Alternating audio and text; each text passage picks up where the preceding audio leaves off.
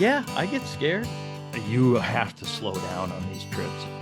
You have to read the conditions every time you get in and out of the canoe, when you're on the water, every single time.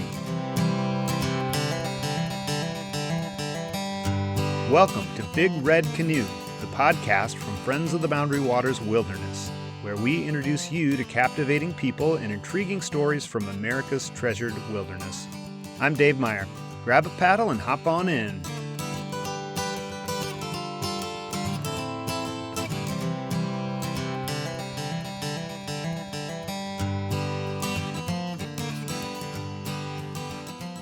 The Boundary Waters draws us in with its clean water, unique topography, and interconnected waterways. It's a place to get close to wilderness, and like any place else, a trip to the Boundary Waters carries with it some risks. Things happen, and sometimes people die. Just this month, an experienced solo canoeist was found dead in the Boundary Waters canoe area, suspected to have slipped or had a medical emergency while putting his canoe into the water. Then just this week, 2 canoes went over Curtin Falls, where a rescue and recovery effort is now underway. One of the canoeists was injured, and 2 are still missing, presumed dead. Our hearts go out to their families and communities. The Boundary Waters can be, at times, unforgiving, even for its most experienced visitors. Today, we're going to get into some of the risks of wilderness travel with Northwoods reporter and author Joe Friedrichs, author of the new book, Last Entry Point. In the book, Joe takes us deep into the remote and rugged wilderness, sharing real-life accounts of those who faced life-threatening situations and some who died tragically amidst the serene beauty of this iconic wilderness. Joe's book reminds us that even the most well-prepared adventurers can encounter the unexpected when venturing into the great outdoors. But before we move on, I want to mention that Friends of the Boundary Waters is currently conducting a crucial fundraiser to address a threat to the very existence of the Boundary Waters, the danger posed by toxic mining. Generous donors have offered to match contributions up to $40,000. If you feel moved to support the vital work of the Friends in protecting this cherished wilderness, please consider making a gift at friends-bwca.org. Every donation, no matter what size, helps safeguard the Boundary Waters for future generations. Joe, welcome to the show. I can't wait for our listeners to hear the fascinating and sobering tales you've uncovered from your years of writing about and exploring and researching this incredible region. But before we dive in, can you give us a little background on what drew you to the Boundary Waters and inspired you to write this book? Absolutely. Dave, thank you, first of all, for allowing me to be here in this space to talk about this book, and to the Friends. I really appreciate this invitation. It means a lot to me. So thank you for that. And what drew me to start Last Entry Point was working at the community radio station here in Grand Marais, where I live. I live just outside of town, but I've worked at WTIP. I worked there for 10 years as a journalist and as the news director at the radio station. And I had a live on-air program in the morning from 7 to 8 a.m. And after 8 years, it had been 8 years that I was working at WTIP, where I would read news releases from the Cook County Sheriff's Department, Lake County, St. Louis County. When people would die in the Boundary Waters, we would get a very short press release from the Sheriff's Department that said an individual's died on this lake, and here is the date and time, maybe a little bit more information if they were wearing a life jacket, if they were with a group of people, where they were from, their age, often not even their name because it would be pending notification of family and so forth. So very basic information, in other words. And there were more of those that occurred than I think most people would realize. And they just lacked any substance. Any story certainly was missing from that. And after 8 years, I just, as a person who loves the Boundary Waters and is curious about human relationship to a place like this wilderness area, who are these people? I'm reading these names after years and years. Who am I reading about? What am I saying? Because it would be so brief. Here's the news. Now let's go down the shore and talk about a story from the Lutzen Town Hall or the Cook County Commissioner meeting. There was just no depth to it. And I got tired of doing that, basically, is what happened. And there was a story in May 2020. It's COVID. The world's just full of tension and no one's really sure what's going on. I was the only person going to the radio station live on the air at that time.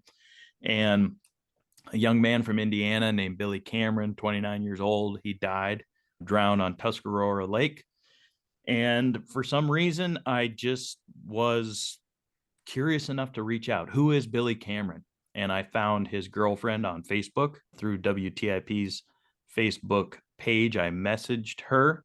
She responded almost immediately and said, I want to talk about Billy. He loved the Boundary Waters. He went there every year. And I'll share with you some stories about him. And I also want to talk about the fact this water is really cold. And I want people to know that who are going on their trip so that maybe Billy's death could save other people's lives or at least bring awareness. And from there, Dave, that started the whole thing. Well, you seem to have a real natural curiosity about everything related to the Boundary Waters, but that's a big step to call somebody whose partner has died in the Boundary Waters. How do you make that leap? How difficult was that for you? And then how do you approach that kind of conversation? Yeah, the message on Facebook, which is a very impersonal, I don't like messaging. It's only for brief introduction. I think to Natalie Yakonis was Billy's girlfriend who I was in communication with. I said, I'm Joe. I work at a radio station in Grand Marais called WTIP. I shared the news about Billy's passing this morning. And if you had any stories you'd like to share, please call or email me. And that's how it started. So it was a phone call introduction, not recorded, not on the record or anything even remotely close to that. Just two people speaking about another individual who died the day before. And explaining my intentions, what I wanted to do. Natalie was the one who said, I want to talk about the cold water. And then I said, I want to share stories about this individual and why Billy came here, who Billy Cameron is. So it was meeting her halfway on that, as far as let's use this as a safety tool, awareness tool, and share some stories, because we had people come on the radio. And now at Paddle and Portage, which is the new platform, I left WTIP last November and started Paddle and Portage, and we have people come on here and at the radio station, like from search and rescue, the sheriff's department, DNR, Forest Service, talking about safety things all the time, very, very routinely. But to hear it from someone who had just lost a partner was a whole other level of engagement from people. And so that's why that happened. It was just like, let's talk about these things that are happening with the people that it's happening to, not just the officials.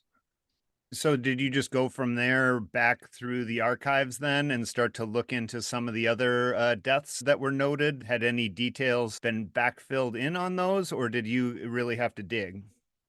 Yeah, I had to dig for most of those and make contacts. And so having that experience with Natalie, I learned things that worked as far as that initial outreach of, like, I'm Joe. I live in Grand Marais. I love the Boundary Waters. I'm really sorry to hear about your family member who you've lost. And if you want to talk about it and share any stories about them, please contact me. And a lot of people did, but some people didn't. And I don't know if it's because they weren't interested or it was too personal, too painful, or I had the wrong email address or wrong Facebook account, or however it was I was trying to communicate with them. But most people, I did hear back from them, and then had to fill in the story through them, and also law enforcement, search and rescue, doing journalism to get that type of information. You unearth some interesting things, and a canoe can tip and you can end up in the water, and things can happen when you're in the Boundary Waters, and that's part of the risk of going there, and part of, I think, maybe what even stops some people from going. Let's get into a couple of those things. One that surprised me was the threat of a lightning strike, and you talk about a death in your book that was really creepy to me. How some people could be camped on just a tent pad that you would find a typical campsite in the Boundary Waters, and with some tree roots sticking up. And usually the biggest fear is like who's going to have to sleep with the tree root in the small of their back. And in this case, the lightning traveled down the tree and through the root system and electrocuted the people whose tent was above that. What can you even do about that kind of a situation? So that was a little shocking to me. Yeah, I've heard from some people who have read the book that that story is the one that scares them the most or gives them the most. Wow, there's not a whole lot I can do about that other than, as you're saying, avoid the tree root, just being more aware of that. And even in this really painful story that's shared in the book, that is something we can take away from this really emotional and terrifying story. And that's the whole point of the book, Dave, is that these stories that are shared is that we can learn from them. That was why I wanted to talk to Natalie, or she helped me be aware of that. I mean, we really owe Natalie a lot of credit because it was her idea to go, I want to talk about the cold water and people need to know about it. And so when I talk about this lightning strike, it's not just to share that really traumatic story. It's if you have a tree root sticking up, it's not just the discomfort of maybe a bad night's sleep or you're going to have a kink in your neck or shoulder or something. It's, I don't want to be on this tree root because it could kill me.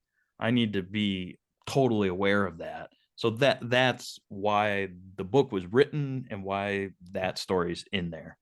Yes, and there's some helpful things there. I mean, in a way, at some point, you have to throw up your hands and just say, life comes with some risks, and if I want to do anything in this life, there might be some risk involved if it's doing something worthwhile. But at the same time, with lightning, there are things that people can kind of do to take precautions, such as, get off the water. If there's a lightning storm, you might not be able to help yourself if lightning hits a tree near you. There might not be anything you can do, but if you're the highest point in the middle of a lake during a lightning storm in a canoe, then that is greatly increasing your chances. Get off the water as soon as there's sign of lightning, because this can just come and zap you. So you talk to a lot of people, with your at WTIP and probably for this book.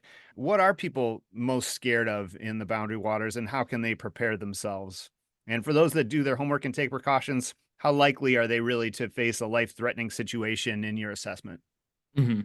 Yeah, as you said, and as someone like Mark Zimmer, who is known as the barefoot paddler, who spends many months every year in the Boundary Waters, says there's always a risk. And I've said in some other interviews as well, like driving up I-35 to get to the Boundary Waters, I think that's in the book too, is more dangerous, probably statistically at least, than your canoe trip will be, even though it's just because we're so familiar being in automobiles that you have a greater chance of hitting a deer or being in an accident with another vehicle or something than you would to be even injured, let alone die on your trip to the Boundary Waters. So there's an inherent risk in waking up every morning. That's just the nature of existence. And so hopefully people aren't getting too fixated on, oh, some people have died there. I have this chance to die. Maybe I should reconsider. No, please don't let that mindset sink in. That's not reality. And that's not certainly the intention of the book. Things, though, that people can do in terms of reducing risk or what frightens them the most, I think would be lightning is just a scary thing because you're on the water, you're away from anywhere that you can sort of take shelter in a way that we're accustomed to, house or a cabin or something like that. So you're just more exposed. And so I think lightning is something that's frightening. It is for me when I'm out there or when I'm fishing, even on a lake where I don't have access to get to a cabin or get back home or in my vehicle or something like that. So lightning is definitely up near the top of the list. Cold water, I hope, is too. This time of year, May fishing opener or fall fishing or traveling in the Boundary Waters. Cold water is something that just zaps you and can really change the circumstances. Even with a life jacket on, you're still in a pretty dangerous situation. If you fall out of your canoe and end up in the water, you're automatically in a life-threatening situation.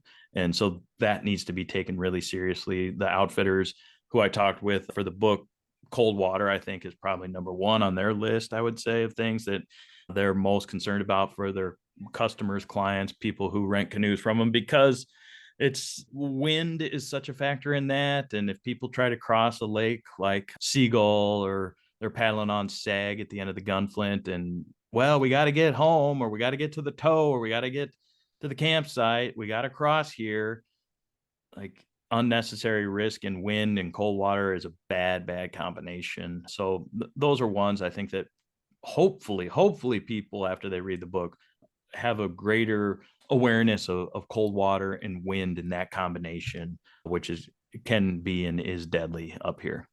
Yeah. And you mentioned the barefoot paddler, and that I loved that little piece at the end of the book. He said that he just would use a life jacket to sit on and not wear, and that's something that I used to do, but now definitely I think putting that on, especially when the water's really cold, can just like increase your chances when you go in the water so that you can operate and you can give yourself a greater chance of getting out of that situation. So that's something that's a big difference maker that people can do. I also think people are afraid of bears. You know, people are afraid they're going to encounter a bear. You know, you have to hang your food, especially this year. And as you're aware, you know, the Forest Service has come out with some regulations right off the bat this year to make sure that people are bear aware and are making sure and taking care to either hang their food or have them in bear proof containers. But do you think bears are really something that people need to be afraid of, or is that something that can be avoided pretty easily?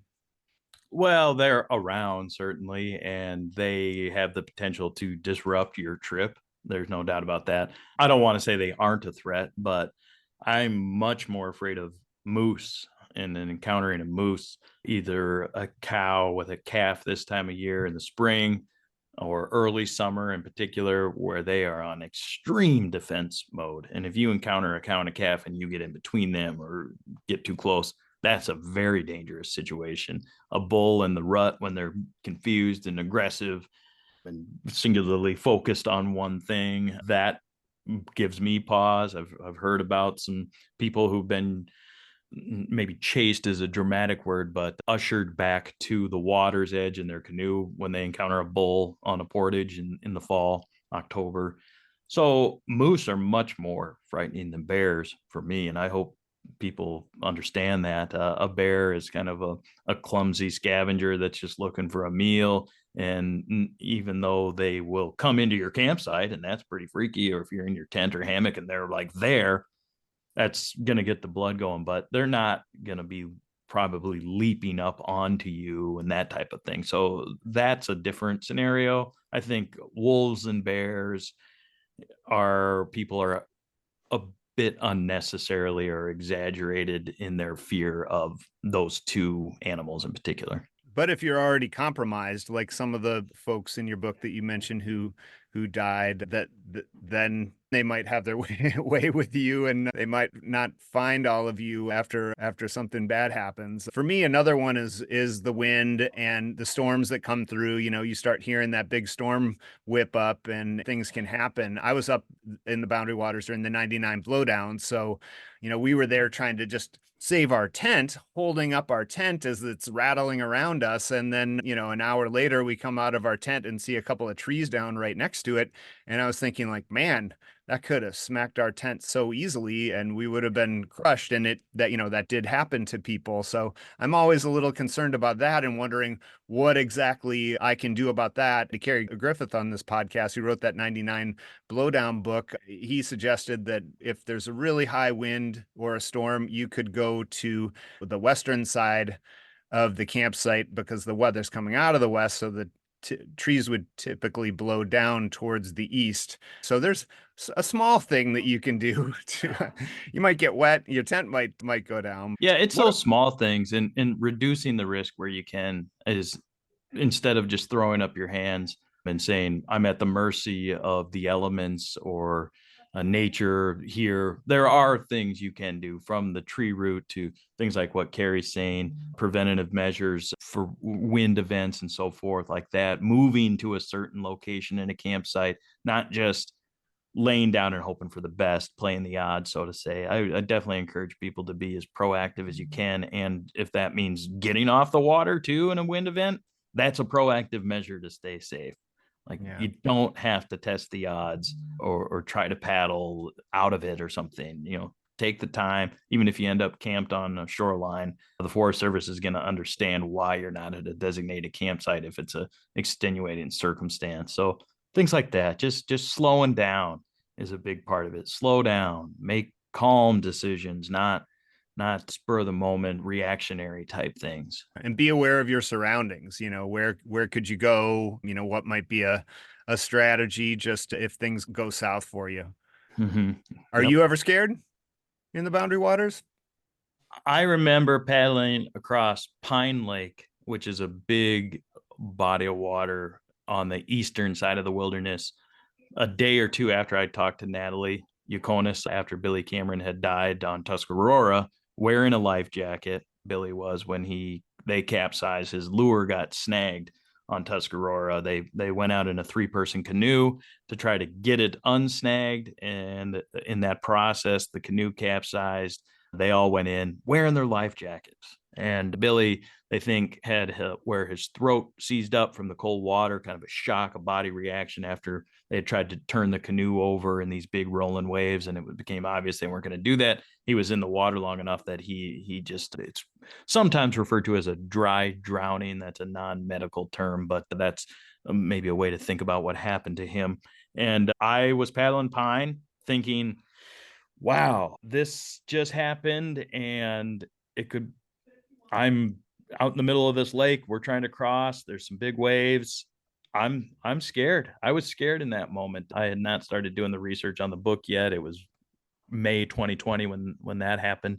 And yeah, I get scared. I got scared thinking about these stories. I had an emotional component involved in writing this book where I thought about these stories a lot. I shared tears with the people as they were telling me the stories, and took some of that on me, if you will, carried it with me. So I think about these stories a lot, and I don't know if afraid is where I'm at necessarily, but aware, aware, and paying attention and feeling some of those stories too. Not necessarily afraid though. That's an interesting part about your process, and the angle of the book, because you're dealing with some things here that are very vast and expansive. The boundary waters, being in the wilderness is such a profound experience at times for people, and then death and loss can be so profound.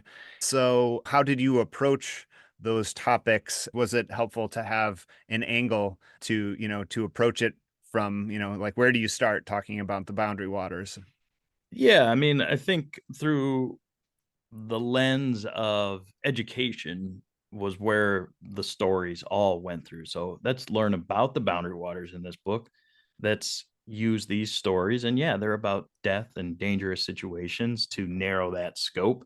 But we're going to talk about some history. I mean, people like Ernest Oberholzer, Sigurd Olson, Ojibwe and Anishinaabe people who were here. There's like, who are here, but who were here before white people arrived here. And that's in the book too. That's an important part of the book, so that we're learning about the boundary waters, not just, well, here's a list of stories of really tragic and painful experiences people have had, and then you set it down and you go about your day and you're left going, well, what was that all about? That was just really a strange and emotional journey I just went on through this book. And there's a part of that, but you hopefully learn things too about the history of this place, why people like you and I, Dave, love this place so much, why we care about it, why it's important, why it's this treasured natural resource, why it's worth protecting and advocating and visiting and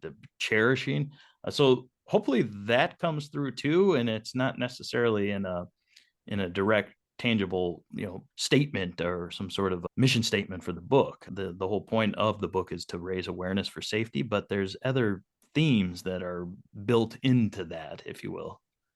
You're right. That does come through, and I think that that's an important bit of background And it does expand beyond kind of the scope of the death and the discomfort and the life-threatening situations that you might encounter in the boundary waters. I think it's definitely couched in that. And then you also talk to the search and rescue teams as well, and what's their approach, and what are some of the unique challenges that they face operating in this vast remote wilderness area. hmm I want to first off give a major plug and shout out to Rick Slatton. He is the captain of the St. Louis County Rescue Squad. They're based in Hermantown near Duluth, and they have St. Louis County, which is the size of New Jersey. The state of New Jersey is the same size as St. Louis County, which is Duluth up to Ely and the Iron Range, and this vast area here in northeastern Minnesota includes a big section of the Boundary Waters.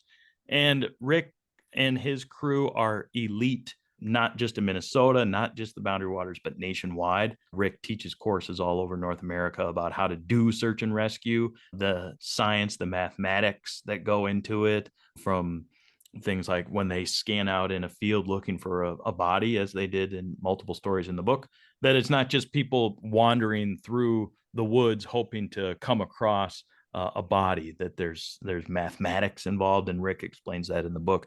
And their equipment that they have is unbelievable, and it's advanced, and they can call in aircraft and so forth. So big shout out to St. Louis County Rescue Squad. Also in Lake County and in here in Cook County as well, they have crews that respond to search and rescue. And yeah, they I think in particular Rick, without their support, the book would be a fraction of what it is. It would be less educational than it is, fewer anecdotes, and just not as strong of a story. So I'm forever indebted to Rick and the St. Louis County Rescue Squad for making the book as accurate and as maybe powerful as it is, because of their support largely. So working with them was absolutely critical, and they didn't have to take that time.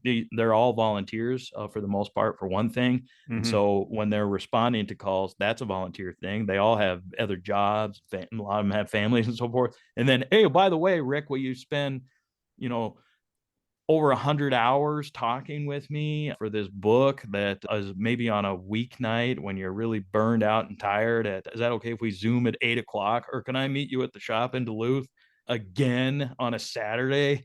And so taking all their time that they did just so that people can learn from these stories was so critical. And I'm so grateful for them. Yeah.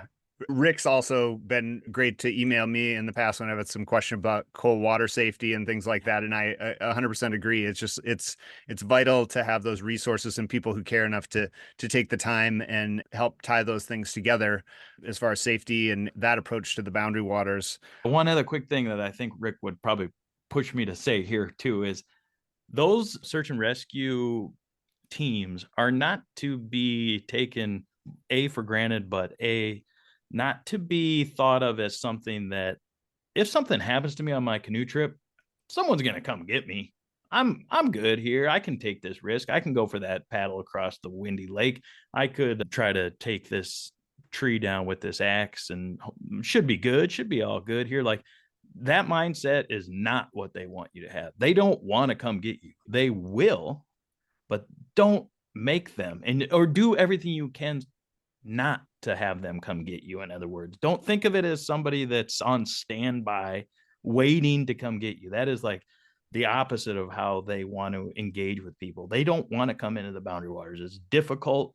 They have to use the non-motorized things for the most part, just like we do when we're traveling, and they're leaving their homes, jobs, families to come get you in the night or whenever it is that you might need help. So don't think of search and rescue as some sort of resource that's there to aid you on your trip. They are for absolute emergency situations only. There's an anecdote Rick shares where a gentleman lost his canoe paddle and hit, he lost his paddle, floated away from him. He's on a solo trip, lost his paddle.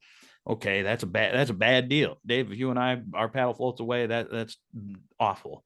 But I'm gonna do what I got to do to get out of that situation. I'm gonna get a tree branch, maybe tether something to it to have a makeshift paddle. I'm in the wilderness. I got to get out of here somehow. And whatever you got to do to move that canoe to leave, that's what you do. You don't need to call search and rescue And they did. This gentleman did. Rick and his crew go in. There's, 4 canoes or whatever, 8 people. They get to this site not knowing if there's someone who's either dead or seriously injured or what the case is. They get there. The guy's having coffee, chilling out at camp. I need a paddle. Thanks, Uh, guys. And they left him a paddle. And then they have to paddle all the way back out. Like, no, that's not what search and rescue is for. That's not learn from that type of story too in the book. Right, right. You have to be responsible. I mean, you might be able to meet another paddler and get an extra paddler or something like that. That people can be generous. When emergencies happen, it's not just the squads. There are other paddlers around that you might be able to seek kind of help from and assistance from and community. At the same time, I appreciated in your book the one paddler who was, or maybe it was a hiker who was lost and got turned around, and then rather than get more lost and put himself at more at risk, did either trigger a beacon or make a call to get help so that he could get out of that situation. And I loved how the search and rescue squads, that they said he did exactly the right thing. Like, before you make a situation worse, it might be good to just to make that call and get out of that safely. Yeah, that's right. That gentleman was hiking on the border route trail, and he actually activated the bear spray. Got caught on a tree or some alder and blasted him in the face, and he became completely disoriented and blinded essentially, and lost the trail. Was in a bad spot. Camped at a makeshift campsite, and then used a tarp to flag a plane that happened to be going by for a wolf survey they were doing over the boundary waters, and that's how he got out, rather than staggering through the boundary waters for a few days and hoping to pop out on the gunflint or something. He posted down in the Cook County Search and Rescue. Some of the people wrote a letter to the editor in our local newspaper here in Cook County that said, this guy did everything right. We didn't have to go into the BWCA in the thick woods and look for his body or try to find him. He stopped. He had some food. He had some access to water, and he waited. And if you get in that spot, do it. And that's what Cook County Rescue said. So yeah, there was some of that too, where people just stopped moving, basically, and they got praise from the search and rescue for that. What was the most difficult part of writing this book? Was there anything about it that maybe hit a little too close to home? How did it change you? I think one story in particular that I got really deep into is a gentleman named Jordan Grider, a young guy, 29, the same age as Billy Cameron. And there were some parallels between their two stories, and that they just loved wilderness. It was all about getting away and coming up here. This was Jordan. The difference there would be that Billy came every year up here with his buddies, and Jordan Grider came here for the first time to try to spend a winter up here, the entire winter, in a hammock camping near the Sioux Hustler Trail. And he died, from what they can estimate, after just 2 nights. And then he was eaten by wolves. It's a story that the Duluth News Tribune did a big feature about it. John Myers did, teen. And Billy, or Jordan's story is just unique. He was a vagabond. He lived in Kentucky, squatted on some land owned by Mennonites in the hills of Kentucky, rural Kentucky, for about 5 years before he came up here. He's from New Mexico and had a hard life growing up. So I went out to New Mexico, met his folks, and they had an interesting home life and their dynamics. He was homeschooled. They told me about Jordan's troubles growing up, and then I went to Kentucky where he lived on that land, and met the people there too. And I just became very intrigued by his story, even though he's a bit of an anomaly in the sense that he didn't have a lot of BWCA experience, or none, before he got here. He wasn't here to soak in the beauty of the Boundary Waters and go on a canoe trip and embrace the singing wilderness of Sigurd Olson nostalgia. It was just a person who was completely fixated on getting away from society in the world, and even more extreme version of Chris McCandless from Krakauer's books. So I became interested in his story for just a variety of reasons. Just who was this young man roaming the United States, and how did he end up off the Sioux Hustler Trail in the woods, not even in a campsite. And it was a hard story to write, to know what to include. I mean, in a sense, he could almost have been a book, his story in and of itself, and how to take all this information traveling around the country and put that into what's ultimately a chapter of the book was challenging. To know how to take all that, the knowledge that I'd gained about this individual's life, and consolidate that into a chapter. That was a challenge. Plus, I was emotionally involved in that story. I met his folks. They wept openly and extensively in front of me. And then how do you communicate that into this story about the Boundary Waters? I'm in New Mexico with this family, grieving family, and now I'm writing a book about the Boundary Waters. Like, breaking that down was a challenge, Dave. How did you make the decision to pick up and travel and go talk to people? Is it, reporter in your blood? How did you kind of pull all that together? Yeah, it became important to me to see these places and where Jordan came from. Visual components and descriptive storytelling add so much more to it than just Jordan grew up in rural New Mexico and there's not many trees around. Like, that's not the type of description that I want to do. I want to be like, what's the inside of Jordan Greider's house look like that he grew up in? And when his mom is having lunch and getting emotional, what's that feel like to be in that room? So that's why I traveled there, both for the importance of the description in the book, but also my own general curiosity. I needed to know these things to do a better job. We'll be right back with BWCA author Joe Friedrichs after this. With over 1,200 lakes and hundreds of miles of trails, it's no wonder that people spend a lifetime exploring the Boundary Waters. With so many possibilities, it can be daunting to figure out where to go. Whether you seek adventure, solitude, or want to reconnect with others, Friends of the Boundary Waters has extensive online resources to help you get the most out of your Boundary Waters experience. Visit www.friends-bwca.org/explore for more information. Can you tell me about any close calls that you've had in the Boundary Waters that might have been the impetus of this book or that hit close to home for you? Yeah. I had a near-death experience in the Boundary Waters in May 2023, a personal firsthand experience where we capsized and went down some rapids in the Temperance River.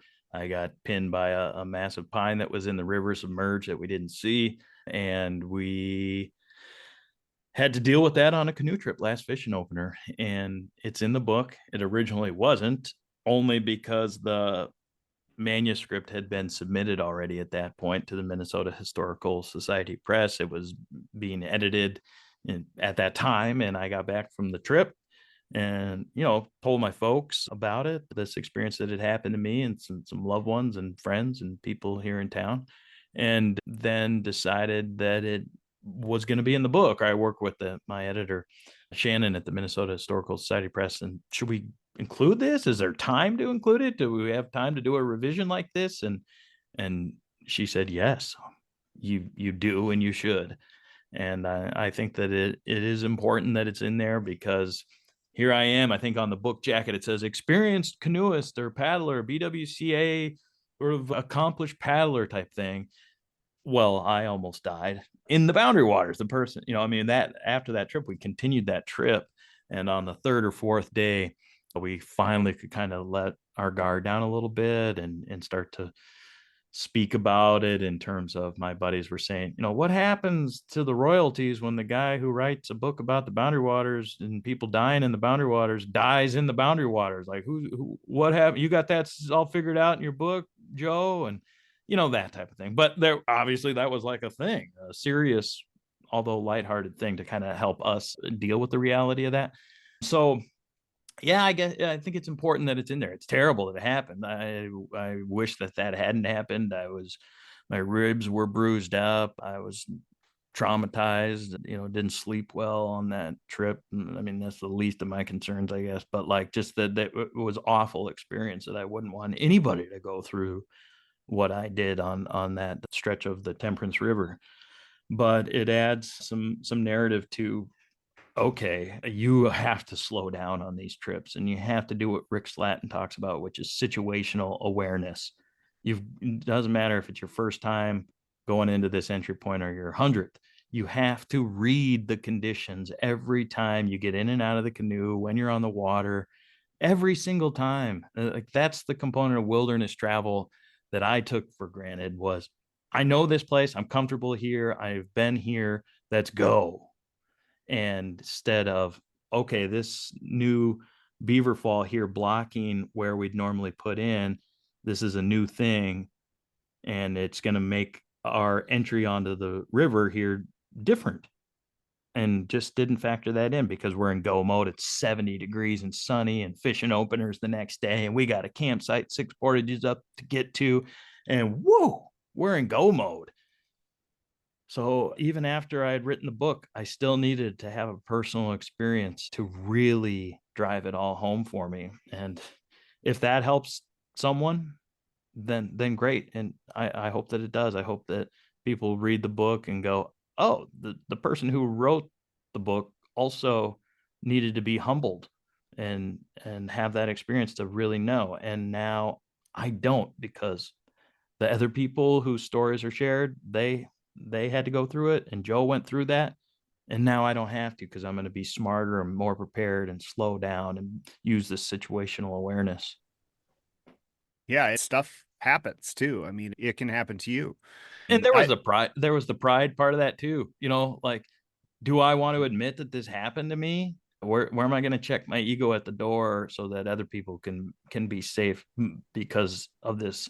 It says on the book jacket, experienced BWCA paddler. I can't admit that this happened to me. Like, that was stuff I was thinking about. I mean, I can admit that, in the sense of my ego and pride were playing a role in if I want to tell this publicly.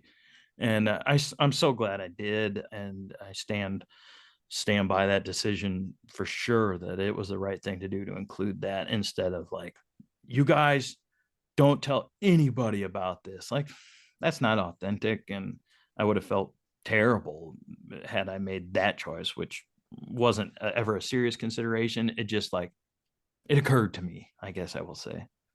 Well, it was appropriate too, because you were a character in the book. I mean, throughout, you were approaching it as a reporter, and that came through.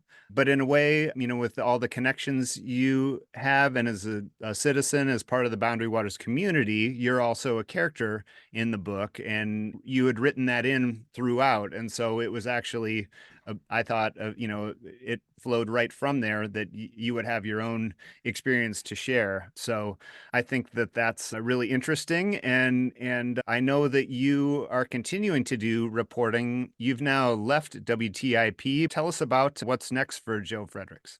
Mm-hmm. Yeah, well, Paddle and Portage is a media company that we launched in January, so it's new in 2024.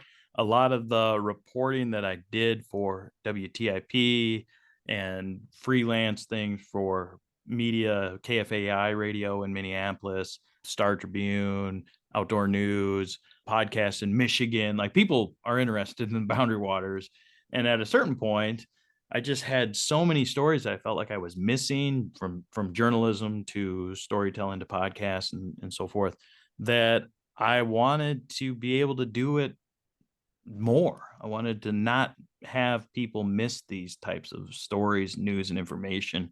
And so that's where the origin of Paddle and Portage came from. Was, let's take what I'm doing at the radio in a limited capacity, because I also had to do county board news and Lake Superior news, whether it was environmental or not, and school board, city council. I mean, we have a small news staff because it's a small radio station, and community radio station. So it was just the ability to tell more stories. What's going on over in Ely? I mean, Marshall Helmberger does a great job at the Timber Jay, but it's one individual, no audio component to that. And so it was just seeing there's a lot of interesting, newsworthy things and great stories in the Boundary Waters, and let's have a place, a platform for that. So that's how Paddle and Portage started, was just expanding on what I was doing in news and journalism at the radio station and for other outlets across Minnesota and beyond, and giving it a home. So we did, and we called it Paddle and Portage, and here we are. We're also going to talk about some paddling destinations across North America, rivers out west that people paddle. So it's rooted in Quetico and BWCA, but we're also talking about some destinations from Isle Royale to the Willamette River in Oregon, the Yellowstone in Montana, the Current River in Missouri, like all that. So it's a home for people who care about paddling, rooted in the Boundary Waters. I really support storytelling of the Boundary Waters, and I think that the Friends do that. I mean, when I get your updates, like it's beyond a newsletter; it's a magazine, is how I think of it, that you guys send out. There's great writing in there. I mean, I read it like this isn't just some kind of environmental advocacy publication, which of course are the roots of the organization, but like this is really good writing and storytelling. I enjoy what I'm reading here. Yeah, it's one of the few things that I get in the mail that doesn't go straight into the recycle bin. And people can get this great magazine with gorgeous pictures of the Boundary Waters when they become sustaining members of the Friends for just $30 a year. You guys just do good work. You got good people. You definitely have expanded your platform to be very inclusive, and I think that's really cool. So great work Well, all around. The Friends are great. it is a community, and that's what's been interesting for me to see is all these folks that care so deeply about this place. And we also have a number of events and things like that, and ways that people can gather to appreciate the Boundary Waters, to share tips, to share stories, to find out where to go, and then also to fight for clean water. And I think too, I mean, as a journalist, I'm interested in the news component of it too. And I mean, when you get involved in like prove it first legislation, and you're working with state senators and Congress and other people from St. Paul to Washington to the governor's office, people, when that gets my news blood going, is that it's not just about storytelling. You're also doing like, you know, legislation and things like that. I mean, the Boundary Waters has changed my life from both the recreational aspect of it, but also just the sense of community that you mentioned, Dave. Like we people who paddle the Boundary Waters really care about it, and we get infatuated, and we want to embrace this whole scene, and being here has changed my life for the better, made me just a more thoughtful and considerate person, at least certainly from an environmental standpoint, if nothing else, and someone who is connected to a place. To be connected to a place really makes you feel rooted. I know where I'm going to live for the rest of my life, or where I want to if I'm lucky enough to, and it's here right on the edge of the wilderness. Well, that really comes through in the book, Joe, just how you kind of take this angle with the deaths in the Boundary Waters, and like you said, it just kind of expands from there, and has a lot of different facets, including the history and some of the search and rescue teams and the community and the people that are connected to the Boundary Waters. Please tell us where people can get the book. I always point people to Drury Lane Books, which is the local bookstore in Grand Marais. They're really strong supporters of local authors, and not just me, but any local author for the most part here in Grand Marais. They're really supportive. They got a whole section in there dedicated to local authors. They hosted the book release party for me on the 4th of May at Drury Lane. Big turnout. We sold out all the copies there and that kind of thing. So, they're just really supporters of the book. I think you can get it anywhere from Amazon to Target to Barnes and Noble, and any small bookstore in Minnesota is probably going to have a copy now. The release date of the book was April 30th. So it should be pretty much in any bookstore in Minnesota. But if you're trying to order it online, I would direct people to Drury Lane Books. We've got a link to it on the Paddle and Portage website that takes you to Drury Lane. So try to order from there, because it supports them as they support me. Yeah, or grab a copy on your way up to the Boundary Waters. I think would be a great idea. A little something for the hammock.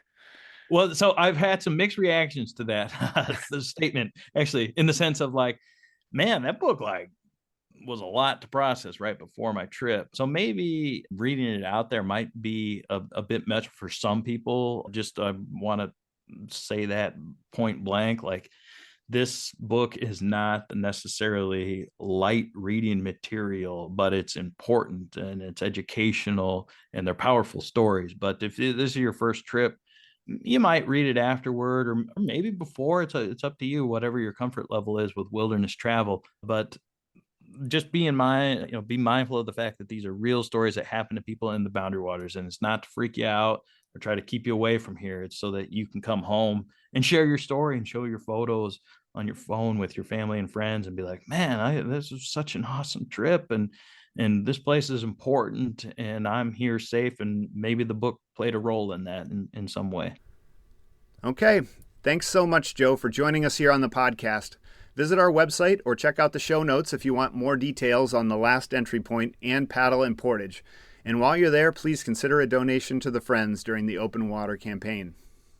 Thanks to you, Dave, for this invitation to Friends. It's really cool and means a lot. And thanks to all the people that shared their stories with me, who talked about their loved ones who they lost in the Boundary Waters, and those people should not be forgotten through this process, that they also took their time and had to relive some of these experiences and cases. And I hope people are respectful and appreciative of the people who shared those stories too.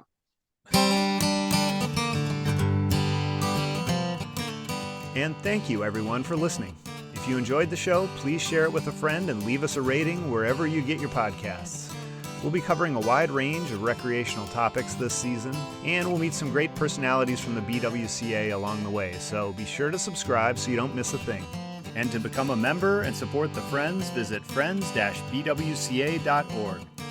Big Red Canoe is a presentation of Friends of the Boundary Waters Wilderness. Original music by Surge and the Swell. I'm Dave Meyer, and we'll see you next time on Big Red Canoe.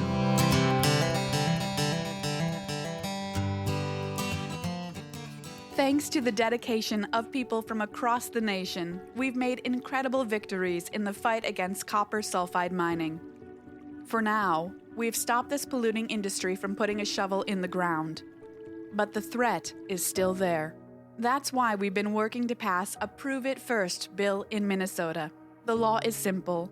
Before a copper sulfide mine in Minnesota can be permitted, the Prove It First law would require independent scientific proof that just one copper sulfide mine has operated in the United States for at least 10 years without causing pollution, and that one mine has been closed for at least 10 years without polluting.